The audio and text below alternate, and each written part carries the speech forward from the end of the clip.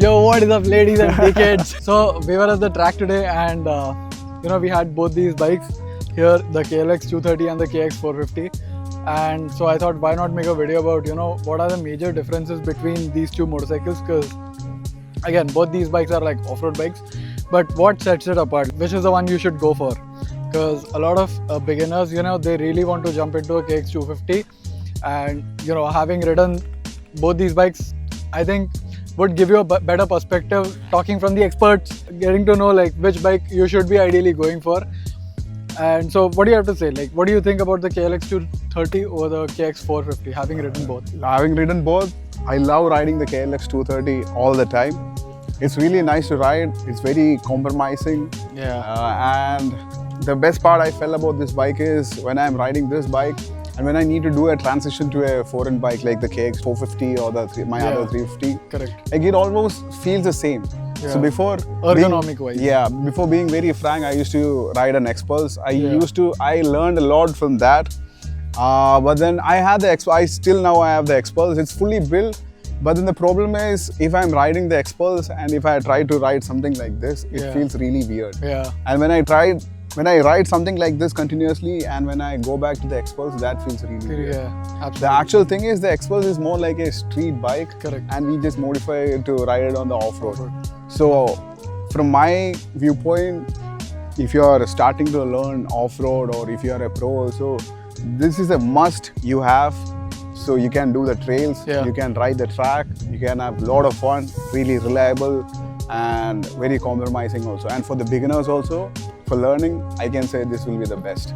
So you've been also using the X-Pulse. I've been riding you've been riding the KLX, KLX, but would you try riding the X-Pulse back again? Suddenly your legs goes that way. Yeah, it's like suddenly you sit on an X-Pulse. Yeah, I feel like the big adventure bikes like the Africa Twin, Tram Tiger, even the BMW 900 and all of that. When you grip the bike, that bike feels slim. But on an X-Pulse, you are like this. It's the other way. Yeah, so it's all about the lower body control. And if that's weird, everything is going to get weird. But if you are riding a weird bike and if you don't have any other option, so you are so used to it, comfortable to it, so you will be good with that. Unless and until you know something better. This is what the best in the market now. But this is not available anymore in the market. Yeah, but the Indian ones are there. It's a little more cheaper version. The suspensions are different.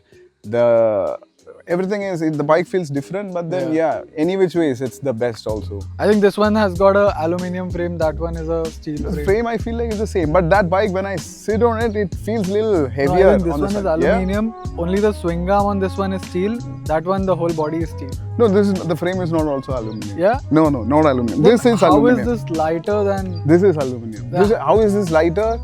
Because I feel like it's not lighter, but then how the suspensions are. No, it is lighter. Yeah? How many weight? How much weight? I'm not sure about the number. But what I felt, weight is the similar, but that bike feels heavier because of the suspensions, how it's made and all of that. So I feel like that bike is a little more front heavy, but I love to rip that bike as well. I've been using that bike. It stays planted. Yeah, it stays planted and I felt like it's more faster. Peppy. Yeah, it's more faster. So what I felt was, like on this one, because the front suspension is so plush, corner entries and all, if you're not like doing that transition really smoothly or up early on the on the seat, mid corner or like before the corner, the front feels very light. Yeah. On that that's what I said. It feels a little front heavy, so it just stays planted. Yeah. It feels on the heavier side, but then that bikes also run really good. But I feel like now both the bikes are not available. People have to wait a lot of time just to get the Indian ones as well. But if you are getting something like that, the best 2 lakhs, you cannot buy something better than that. So a KLX is a trail bike and a KX is a more... KLX is more enduro sort of thing. Enduro? Enduro, I can say. Right word? Yeah, right word. Okay. So enduro can be taken anywhere. You can ride a trail. Right. Yeah, you can do stuff with that. But this one right here, it's more beginner friendly. I can say the suspension is like not as similar like this. More short travel suspension and like more beginner friendly, and the power is not also that as aggressive, insane like the ones like on the 250 or the 450. Yeah. So really compromising for learning, I feel like this is the best. And you reach to a point when you ride back to back to back, and then you feel like, yeah, that progression is, that graph You reach is that going slow. Yeah.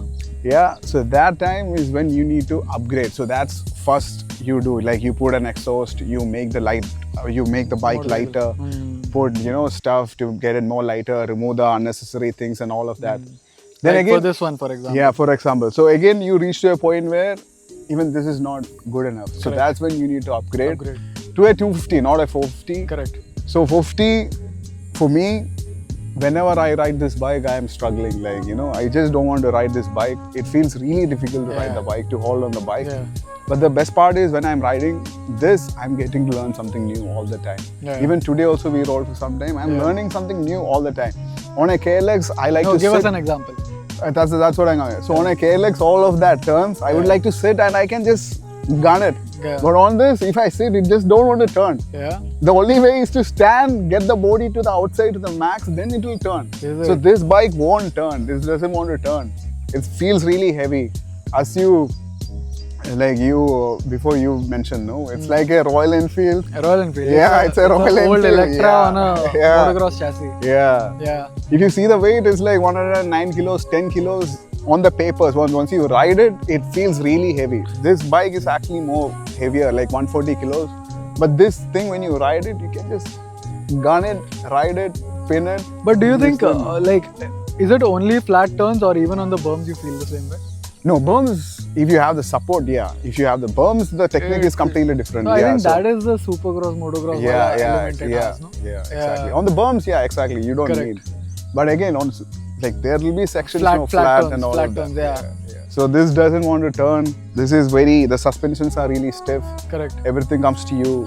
One blip of unexpected throttle and the bike just throws you off. Yeah, throws off and all of that stuff. So you have to be very precise. No mistake on this. Very precise. This thing you do whatever you want, and you can just have fun. And recently what I felt is I've been riding the 450 and then I just started riding the KLX in a bit. Yeah. So when I sit on the KLX, I don't leave the throttle. I just keep it pinned. Correct. Understand. And I don't need to do that transition. Before when I am just riding the KLX, I am more focused on the technique, sit, stand and all of that stuff. But from riding this to that, even if the techniques are also not on point, I can just fucking gun it. I feel like, this is more forgiving. Forgiving, yeah, exactly. Okay. Yeah. So that's what I felt. So I would like to own one of this and one of this and like to, always do the transition. Correct, yeah. And of course a 250 also. Okay, so one big question. Do you think buying a KX 450 in India makes sense? The best example I can tell you is if you see a supercross racing, there are a lot of KX. It's all green bikes. Correct. And I think there is only one 450 and it's all 250. Yeah. And the price difference of a 450 and 250 till last year it was just 40 or 50,000 bucks. Is it? Yeah, it's just I think 60,000. If the KX 250 is coming for 8 lakhs, you get a 450 for 860. So it's better power. If people feel like if you have better power, you'll be much faster, right? But this is not the case for this. The best example is the supercross race. Yeah. Everybody uses a 250 bike. So because it turns better, you can use the power more efficiently and all of that stuff. But when it comes to the foreign racing, those people being trained from very young. Correct. So I have seen. So all of the people say this thing, the 450s are so powerful. So they need to detune it. And I've seen this Anthony Cairoli, when people were using a 450, he rode a 350 and he was winning all the races on a GP. But Tomac, what he's saying is... a lot of guys want stuff detuned, but for the most part, like stock 450 for me is too slow, for sure. It's too slow. 450 is bland, it is no power. So it depends to person, but for people in India, what I feel like 250 is more than enough. But if you want to progress and learn something new all the time, 450 is the best. And the other reason why I went for a 450 is because the service, as in after this like 40, 50 or maybe like 80 hours, you need to rebuild the engine, all of that stuff because it's a high compression engine and all of that. But on the 450, as we are not using its full potential, you have more time to that. Correct. So you're not always on the high rate. Yeah, it's all 450 also okay. always sounds mellow. Correct. If you are making all of that sound, then you are not fast. You are going to do mistakes and all of that. Yeah. So, the engine rebuild time is also much higher. Correct. So if you see in terms of financial wise also, this will run makes longer than a 250. 250 needs more of maintenance and service intervals and all of that. Yeah, talking about service intervals, even this bike you can run for like what? Yeah, I think It just runs. Yeah, you just just need to keep change the riding, oil. like, But this bike's 5 hours, 6 hours, you need to change the oil, clean the air filter and all of that. If you do something 10 hours oil change, it's well and good. But if you don't do it, it's really good because the engine is really made. Yeah, I for, think for take all someone the who hits. just wants to experience the track and just ride for long hours, Yeah. not worry about the maintenance, not having to worry about something, breaking something all the time. Yeah. Because parts, if you break something, you need to wait for the exactly. parts to get imported and Yeah. stuff. Even on this one, that is the case, but I think it's still more easily available instead of a KX. Yeah. Right? And the best part about the KLX, you can match a lot of parts with the Indian bikes. Yeah. Yeah, a lot of things. Best X are if you go to the Kawasaki showroom, you change the engine oil. The engine oil filter costs you $450-500. Yeah. But there is the same filter. I won't tell the name. It just costs $50. So yeah, things are like that. So there are a lot of hacks that you can do, but these bikes, there's nothing you can play around with. You have to go with the OEM. Yeah. So you tell me, you've been riding the KLX, you've been riding the Xpulse. Yeah. So if you have the money, no, I'm saying I'm saying you have the money. Yeah. Yeah. So money is not a restriction. Not a restriction. Yeah. The goal is to learn. Yeah. Yeah. You are a complete beginner. So you have ridden both the bikes, right? Correct. You are a complete beginner. You want to learn. Would you just buy a 450, the most powerful bike, or would you buy the 230 and progress slowly? 230 any day. Any day, yeah. Now see, a lot of people now perceive me as okay, ये तो पूरा time bike चलाता रहता है. But I've been riding, you know it. I've been riding for the past 2 years. 2 years, yeah. 2 years, and after having ridden riding for 2 years regularly, regularly, I'm still scared to sit on that bike. Yeah. It's that much more demanding. It's very much technical. You run out of breath after finishing one lap. Yeah, exactly. Yeah, to stick on the bike and all that. Exactly. That's how much demanding these bikes are. For someone who's just starting out, this bike might feel the same way. Now, after me getting used to that bike, this bike feels like an upgrade. So that difference is definitely there. But this is obviously way more forgiving than that. You have to be on point with everything with your techniques, your vision, everything. And fitness also. Fitness too. So everything is very calculated. This may, there is suspension. Everything is a bit more plush. And with plushness, what happens is, even if you wash out, that plushness will soak in the, you losing the traction and will get you back in the traction. But on this, the suspension is so stiff. Yeah. Yeah, at a point you can control. But if you're learning and, if you don't understand the bike well, once you wash out, and what's going to happen, if you're washing out, you give a blip of a throttle and it's just going to kick you. But on this, if you're washing out, you give a blip of the throttle and one unexpected throttle also happens. The bike is, it just stays. Stays. So a lot of things. But do you think that is also the case with the 250? 250 also is something similar. It's more, I feel like it's more higher wing and mistakes are not forgiving on that as well. Yeah. You need to be very clean with your techniques, fitness. Then only you should go with a full-blown motocross bike. Otherwise, never recommended. So for someone who's getting into off-road, firstly you suggest we get a KLX. It depends on the age also. If you are so young, if your parents are supporting you, funding you, then you got an option to get the smaller CC bike like the 85s. Correct. 112. As you grow up, there are different size bikes. Yeah. And for a person like that, coming from there, we can go to a 250. Yeah. But people like us, we make our own money. Yeah. We don't have support from the parents. So we make our own money.